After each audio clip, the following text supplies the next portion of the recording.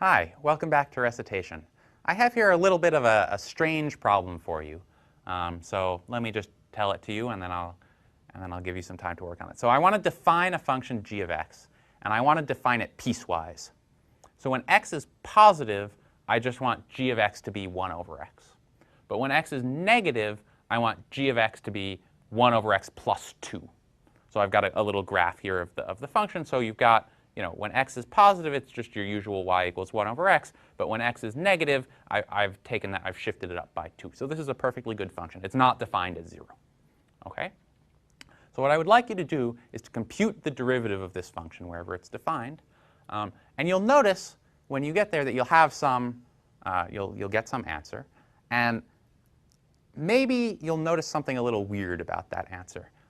So if you notice something weird about it, what I want you to do is try and explain why this is true. And if you don't notice something weird, then come back and we'll talk about it together. So why don't you pause the video, go do that computation, and think about if there's something strange going on here.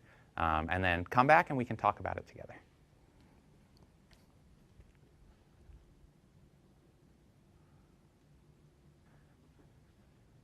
Welcome back. Hopefully you had some fun working on this problem and thinking about it. So let's do the first part, which is just the computational part. Let's have a go at it.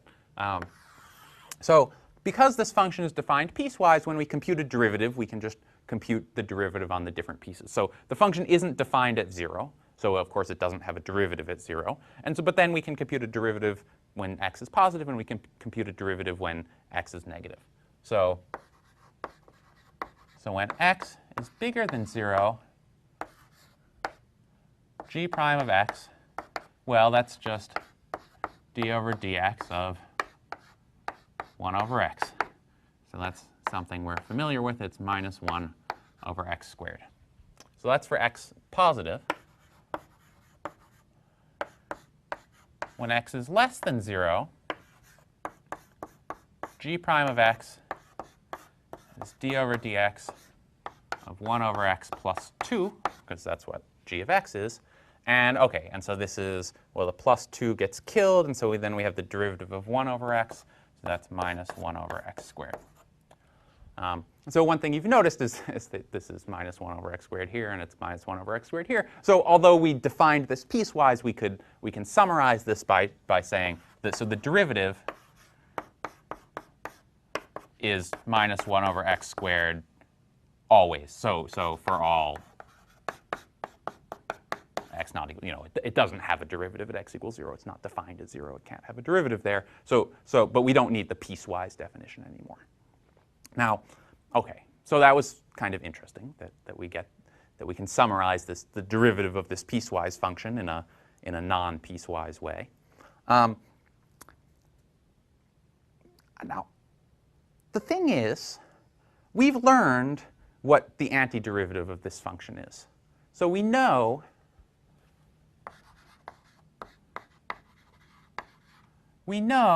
that the antiderivative of minus 1 over x squared dx is 1 over x plus a constant. So we know that the functions whose derivative is minus 1 over x squared are of the form 1 over x plus a constant. The thing is, this function g that we just talked about, this function g isn't of that form, right? You don't get this function by taking the function 1 over x and just shifting it up or down. Something weird happens. You've shifted it up on one piece and not on the other piece. And yet, it's still true that the derivative of g is equal to minus 1 over x squared. So this is a little bit of a head scratcher. And I wanted to talk about why this happens. And the thing is that there's a sort of theoretical reason for this, which is that you remember that the reason that we know that antiderivatives have this form, a function plus a constant, is because we know that constants are the functions with derivative 0. And so we were able to apply the mean value theorem in order to show that if two functions have the same derivative, then they differ from each other by a constant. If two functions have the same derivative, they differ by a constant. And we used as a really crucial step in that proof the mean value theorem. Now the thing is, the mean value theorem has as one of its assumptions, as one of its hypotheses, that the functions that you're working with are continuous and differentiable in some interval. Okay? So what's happened here is that the functions that we're talking about, the function 1 over x and the function minus 1 over x squared, those functions are continuous and differentiable on certain intervals. So if we go back to this picture here, we see that this function g of x, just like the function 1 over x, it's continuous and differentiable for positive x.